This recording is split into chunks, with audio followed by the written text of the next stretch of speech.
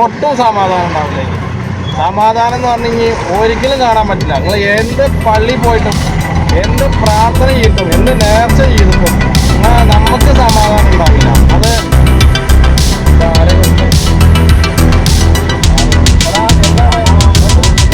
ഇന്ന് മണ്ണാർക്കാട് വെച്ചിട്ടാണ് നഫീസ വധക്കേസിൻ്റെ വിധി വിചാരണ പറഞ്ഞിട്ടുള്ളത്.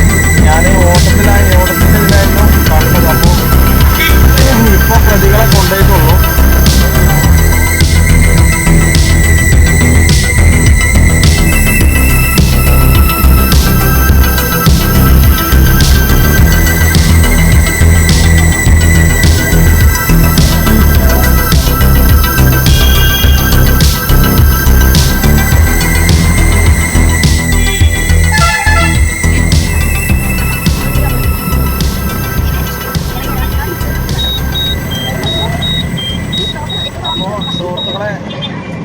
ഞാനിപ്പോൾ ഉള്ളത് അമ്പംകുന്ന് വീരാൻ ഔലിയ പാപ്പയുടെ മന്ദിരത്തിലാണ്. അപ്പോൾ അവിടുന്ന് തിരിച്ചു വരികയാണ്. ഇത് അപ്രതീക്ഷിതമായിട്ടൊരു ഓട്ടം കിട്ടിയതാട്ടോ. വലിയ നന്ദിയുണ്ട്, ഒരുപാട് നന്ദിയുണ്ട്.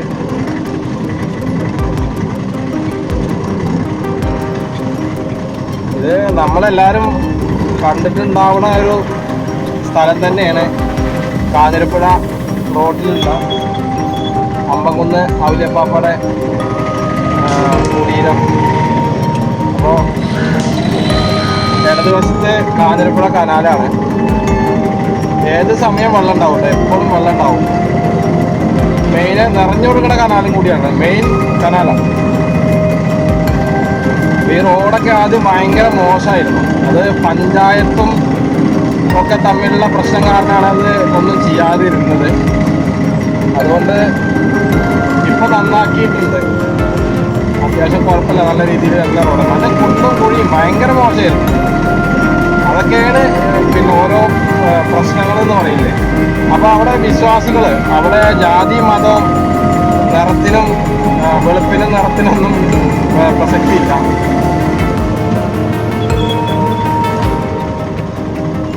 അവിടെ എല്ലാവരും വരും. എല്ലാ ജാതി പ്രശ്നമല്ല. ഇപ്പം ഞാൻ അവിടുന്ന് കഞ്ഞി കുടിച്ചു. അത് അവിടെ ഞാൻ കുറച്ചു നേരം പ്രാർത്ഥനയൊക്കെ കഴിഞ്ഞ് നമ്മുടെ വിഷമങ്ങളൊക്കെ അദ്ദേഹത്തോട് പറഞ്ഞിട്ട്, ശരിക്കും പറഞ്ഞാൽ ഔലിയപ്പാപ്പ തന്ന ഒരു കഞ്ഞി തന്നെയായിട്ട് എനിക്ക് തോന്നുന്നു. കാരണം ആദ്യമായിട്ടാണ് ഒരാൾ കഞ്ഞി എനിക്ക് നേരിട്ട് കൊടുന്നു തന്നു കേട്ടോ. അതിനെ വലിയ സന്തോഷമായി. പിന്നെ അയാളെ കണ്ടിട്ടില്ല. അത് ശരിക്കും അത്ഭുതങ്ങൾ എന്ന് പറയില്ലേ, അതൊക്കെയാണ് അവിടുത്തെ പ്രത്യേകത. അത് എനിക്ക് കിട്ടിയ മാത്രം പ്രത്യേകത എന്നൊന്നും എനിക്കറിയില്ല. എന്നാലും ഒരുപാട് നന്ദിയുണ്ട്. അത് കൂടെ പറയണമെന്ന് വെച്ച് കഴിഞ്ഞാൽ, നമ്മൾ ചെല്ലുമ്പോൾ നമ്മൾ മനസ്സ് അത്രയും ഉരുകിയിട്ടാവും അങ്ങ് ചെല്ലാം. അപ്പോൾ അവിടുന്നൊരു തണൽ എന്ന് പറയുന്നത് ഇങ്ങനെയുള്ള ഓരോ ഭാഗ്യങ്ങളാവും. പറഞ്ഞ് നമ്മൾ കാഞ്ഞിരം സിറ്റിയിലേക്ക് എത്തി. കാഞ്ഞിരം സെൻട്രൽ ഞാൻ ഓരോട്ടോ കാണിച്ചിട്ടുണ്ടായിരുന്നു. പക്ഷെ ഓട്ടം വരുമ്പോൾ ഇതൊക്കെ കാണാനാണ് നല്ലത്. പിന്നെ നമ്മുടെ കട്ട പതിച്ച് അടിപൊളിയാക്കിയിട്ടുണ്ട്. അടിപൊളി.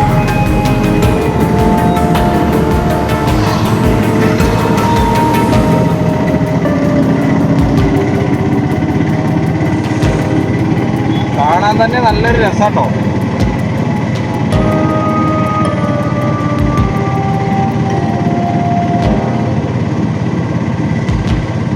മണ്ണാർക്കാട് ഭാഗത്ത് ഇങ്ങനത്തെ ഒരു സംഭവം ഉണ്ടാവില്ല.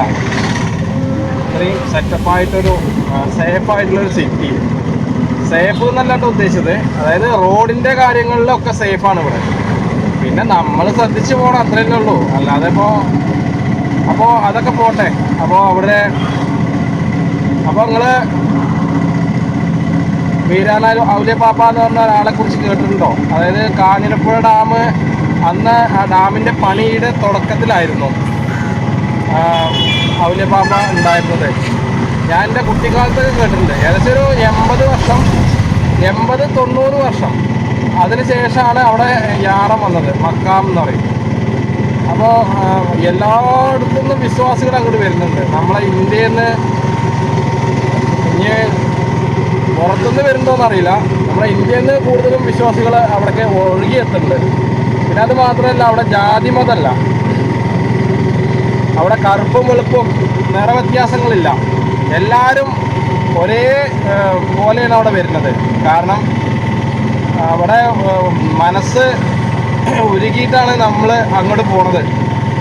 അപ്പോൾ അവിടെ പോയി കഴിഞ്ഞാൽ നമുക്ക് എന്തെങ്കിലും ഒരു തണലായിട്ടുള്ളത് നമുക്ക് എന്തായാലും അവിടുന്ന് ഔലിയപ്പാപ്പ തരാതെ, ഇല്ലെങ്കിൽ അത് നമ്മുടെ പ്രാർത്ഥനയ്ക്കുള്ള ആ ഇത് നമുക്ക് തരാതെ വിടില്ല. ഞാൻ അവിടെ നിന്ന് പ്രാർത്ഥന കഴിഞ്ഞിട്ട് വിശക്കല്ല, എന്നാലും ചെറിയൊരു വിശപ്പ്. അപ്പോൾ അവിടെ കഞ്ഞി കൊടുക്കുന്നുണ്ട്. അപ്പോൾ ഞാൻ ചെന്ന് പ്രാർത്ഥനയൊക്കെ കഴിഞ്ഞ് നോക്കുമ്പോൾ ഒരാൾ എനിക്ക് കഞ്ഞി കൊടുന്നു തന്നു. അപ്പോൾ ഞാൻ അയാൾക്ക് നന്ദി അറിയിച്ചു. പക്ഷേ പിന്നെ മൂപ്പരെ കണ്ടിട്ടില്ല കേട്ടോ. അപ്പോൾ അതും ഒരു ഇതാണെന്നാണ് പറയണത്.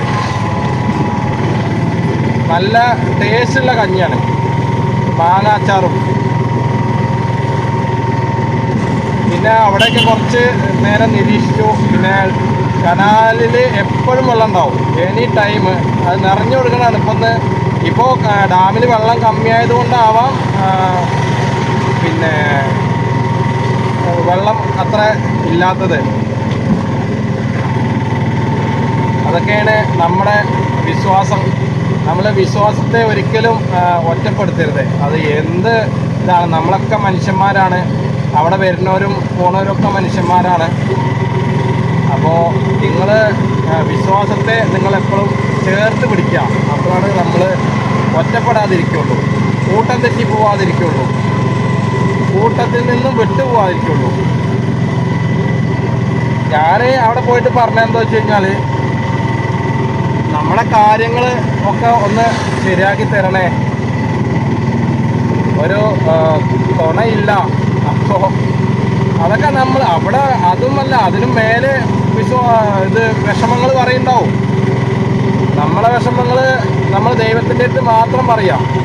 മറ്റുള്ളവർക്ക് കേൾക്കുന്നവർക്ക് അത് അത്ര ദഹിച്ചു എന്ന് വരില്ല. അപ്പോൾ അങ്ങനെ ഇവിടെ പാലാമട്ട കഴിഞ്ഞു.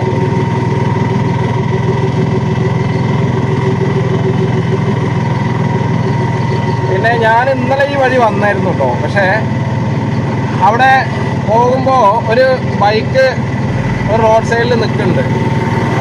അപ്പോൾ അതെന്താന്ന് ഞാൻ ചോദിച്ചു. അപ്പോൾ ഒരു ആക്സിഡൻ്റ് ആയിട്ട് ആ ഒരു പയ്യന് മരിച്ചുപോയി. അത് രാത്രി 1:30 മണിക്കാണ് സംഭവം ഉണ്ടായിരുന്നത്. അപ്പോൾ 1:30 മണി 1 മണി എന്ന് പറയുമ്പോൾ ആരും റോഡിൽ ഉണ്ടാവില്ല എന്ന പ്രതീക്ഷയിലാണ് സ്പീഡ് പോയത്. അത് ഏതോ നല്ല അടിപൊളി ഡ്യൂക്കിൻ്റെ ഏതോ ബൈക്കാണ്.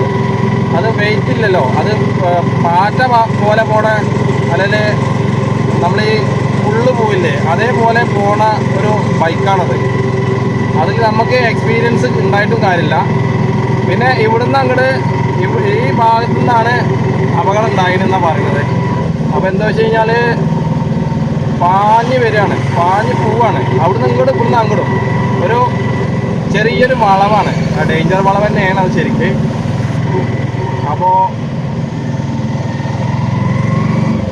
അപ്പോൾ സുഹൃത്തുക്കളെ, നിങ്ങളാ ബൈക്ക് കണ്ടിട്ടുണ്ടാവും. അത് ആകെ ഹെൽമെറ്റൊക്കെ ഉള്ളിൽ പൊട്ടിച്ചളങ്ങിനു.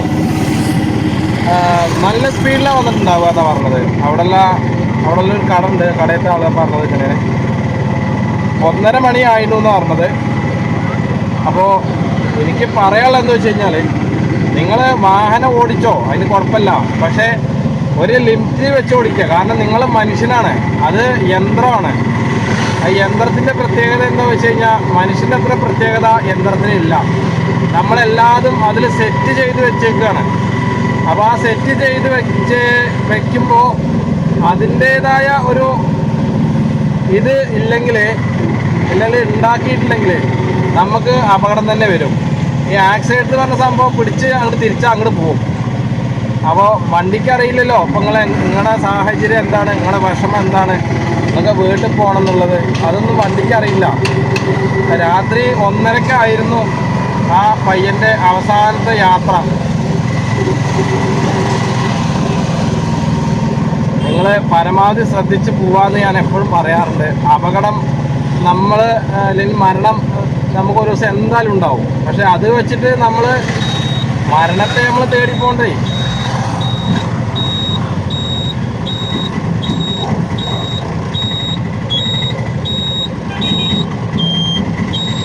ഈ പ്രധാന ജംഗ്ഷനിലൊക്കെ എത്തുമ്പോഴേ നിങ്ങൾ ഇൻഡിക്കേറ്റർ മസ്റ്റായിട്ട് ഇടണം കേട്ടോ. അതേപോലെ ശ്രദ്ധിച്ച് തിരിയാം, ഇല്ലെങ്കിൽ പണി കിട്ടിയെന്ന് നിങ്ങൾക്ക് തന്നെ പോകും.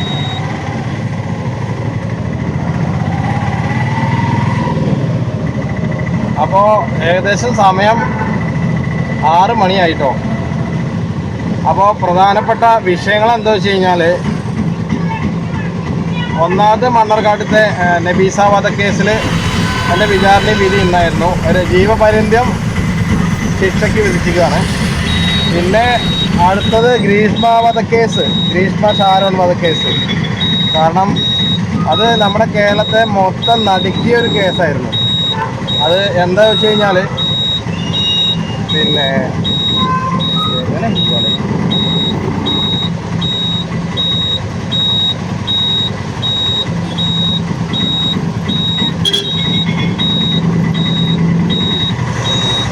അപ്പോൾ നമ്മുടെ കേരളത്തിൽ എന്തൊക്കെ നടന്നുകൊണ്ടിരിക്കുന്നത്, ദേഷ്യം കൊണ്ട് കൊലപാതകം ചെയ്യാം, വൈരാഗ്യം കൊണ്ട്.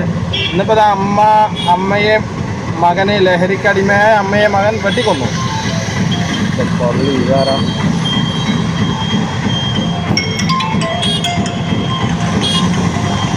ഭാരി ബ്ലോക്കിൻ്റെ ഇടയിലാണ് ഓട്ടം വന്നത്.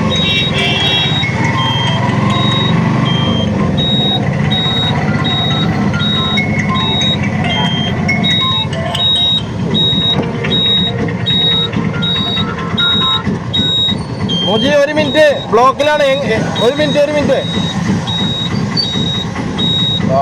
പണ്ടാറടങ്ങിയിട്ട്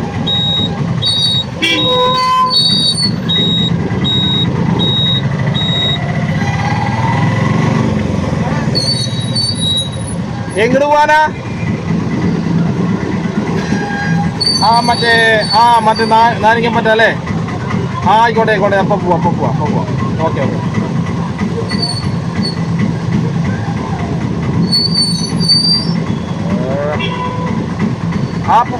പോയിക്കോളുണ്ട്. ഞാൻ മണ്ണാർക്കാട് ടൗണിലാണേ. ഓക്കെ, ശരി. അപ്പോൾ സുഹൃത്തുക്കളെ, ഈ ബ്ലോക്കിൻ്റെ ഇടയിൽ ഓട്ടം വന്നാൽ എന്താ ചെയ്യുക? നമ്മൾ ഏതാ എടുക്കുക, ഏതാ നോക്കുക? അപ്പോൾ പിന്നെ ഷാരോൺ വധക്കേസിൻ്റെ കാര്യങ്ങൾ എന്താ വെച്ച് കഴിഞ്ഞാൽ, അതിൽ കുറ്റക്കാരിയാണെന്ന് നമ്മുടെ കേരളത്തിൽ എല്ലാവർക്കും അറിയുന്ന കാര്യം തന്നെയല്ലേ. പിന്നെ എന്തിനാ പിന്നെ യക്ഷീനെ പുറത്ത് വിട്ട്? അവൾക്ക് 24 വയസ്സായിട്ടുള്ളൂ. അവൾക്ക് 24 വയസ്സിൻ്റെ ഇടയിൽ തന്നെ ഇമ്മാരി പ്രണയച്ചതി, ഒരാളെ ആത്മാർത്ഥമായി സ്നേഹിച്ചിട്ട് അയാളെ വിഷം കൊടുത്തിട്ട് കൊല്ലുക, ഇല്ലാതേക്കുക. പറ്റില്ലെങ്കിൽ നമുക്ക് പറ്റില്ല തോന്നിയാൽ, എടാ എനിക്ക് പറ്റില്ല കേട്ടോ, നമ്മൾ തമ്മിലുള്ള ബന്ധം ശരിയാവില്ല എന്ന് പറഞ്ഞാൽ പരിപാടി പിടുത്തം വിട്ടോ. ഇതിനൊക്കെ എന്താണ് ഇപ്പം ഞാൻ പറയട്ടെ, അവളൊക്കെ ജയിലിൽ സുഖവാസമാവും. പിന്നെ എന്താ ജഡ്ജിക്ക് തോന്നിയെന്ന് അറിയാത്ത, ജഡ്ജി വിളിച്ചിട്ട് ചോദിക്കുകയാണ് ഇനി എന്തെങ്കിലും ആഗ്രഹം ഉണ്ടോ? അപ്പോൾ അവൾ പറയാണ് എനിക്ക് പഠിക്കണം എന്ന്. അവളെ പഠിപ്പിക്കുകയല്ല ചെയ്യണ്ട്. അതിനൊക്കെ നമ്മുടെ സർക്കാരത്തെ കുറേ ആൾക്കാർ അതിന് ഒത്തൊരുമ ചെയ്തിട്ടുണ്ടാവും, അങ്ങനെ തന്നെ പറയാം. പിന്നെ അടുത്തത് മണ്ണാർക്കാട്ടത്തെ നബീസ വധക്കേസ്. അത് മകനെ, പേരക്കുട്ടി, മരുമകളും കൂടി ചെയ്ത പരിപാടി. എന്താ തള്ള പാവം, അതൊക്കെ എത്ര സ്നേഹിച്ചിട്ടുണ്ടാവും അവര്.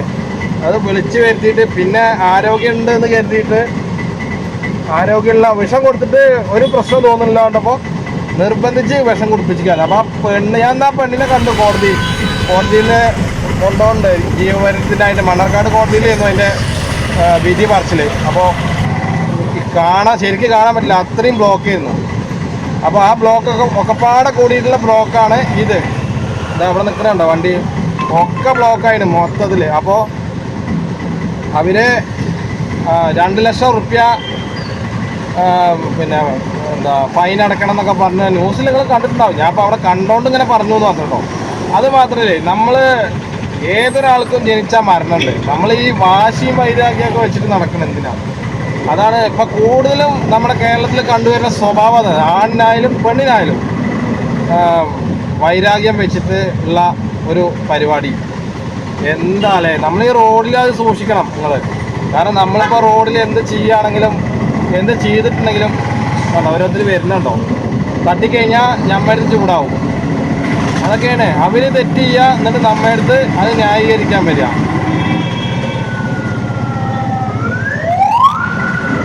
ഇതാണ് നമ്മുടെ കേരളത്തിൽ നടക്കുന്നത്. ഇനി ചുരുക്കി പറയാം, ഒട്ടും സമാധാനം ഉണ്ടാവില്ല. സമാധാനം എന്ന് പറഞ്ഞു കഴിഞ്ഞാൽ ഒരിക്കലും കാണാൻ പറ്റില്ല. നിങ്ങൾ എന്ത് പള്ളി പോയിട്ടും എന്ത് പ്രാർത്ഥന ചെയ്തിട്ടും എന്ത് നേർച്ച ചെയ്തിട്ടും നമുക്ക് സമാധാനം ഉണ്ടാവില്ല. അത് അങ്ങനെ ആ കാലഘട്ടത്തേക്ക് എത്തിക്കൊണ്ടേയിരിക്കുകയാണ്. അപ്പോൾ കൂടുതൽ പറഞ്ഞ് വെറുപ്പിക്കുന്നില്ല. എന്തായാലും ഇന്ന് കുഴപ്പമില്ലാത്ത രീതിയിൽ ഓട്ടമുണ്ടായിരുന്നു. ഇനിയിപ്പോൾ നാളെ ആയിരിക്കും ഓട്ടം ഉണ്ടാവുക. എന്തായാലും നമുക്ക് നമ്മൾ തന്നെ മനസ്സിലാക്കാൻ കഴിയുമെങ്കിൽ നമ്മൾ വേണ്ടാത്ത പ്രശ്നങ്ങളൊന്നും പോയി ചാടില്ല. നമുക്ക് ആരുമില്ല, ആരും ഇല്ലേനും. ഇപ്പോൾ ഉള്ളവരൊക്കെ തന്നെ എങ്ങനെ ചെയ്യുന്നുണ്ടോ അത്രയും നല്ല രീതിയിൽ കഴിഞ്ഞിട്ട് നല്ല എന്താണ് നമുക്ക് നമ്മുടേതായ പ്രവൃത്തികൾക്കും ചിന്തകൾക്കൊക്കെ എന്താണ് പ്രശ്നം? ഒരു കുഴപ്പമില്ല. അത് കുഴപ്പം നമുക്ക് തന്നെയാണ് തോന്നുന്നത്, മറ്റുള്ളവർ കുഴപ്പമാക്കുമോ എന്നുള്ള പേടി. അങ്ങനെയൊന്നും നിങ്ങൾ പോകണ്ട കേട്ടോ. പോയിട്ട് നമുക്കത് പിന്നീട് നമുക്ക് എവിടെ എത്താൻ പറ്റില്ല. നമ്മൾ കുഴിയിലേക്ക് വീണുകൊണ്ടേയിരിക്കുക. നമ്മൾ ചവിട്ടുമ്പോൾ മണൽത്തൈകളായിട്ട് മാറും മണ്ണ്.